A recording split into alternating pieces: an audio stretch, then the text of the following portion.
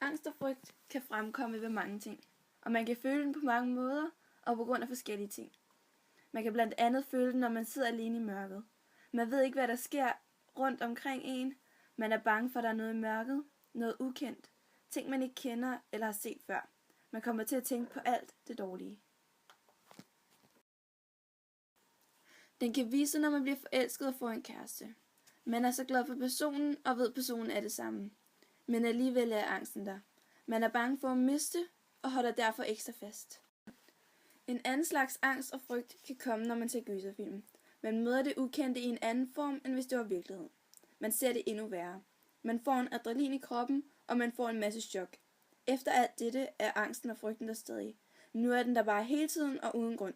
Den forsvinder ikke. Når man går alene i skoven, er frygten for, at nogen er efter en der næsten altid. Man går i panik og ved ikke, hvad man skal gøre. Gå bliver til løb. Når der så er nogen efter en, bliver frygten til angst. Angsten for, at de vil gøre en ondt. Angsten for de ukendte.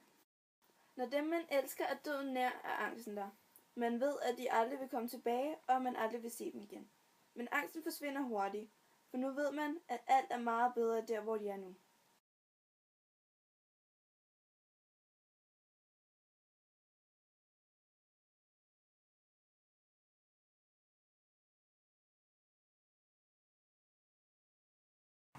Den er startet.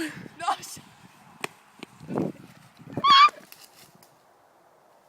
Au.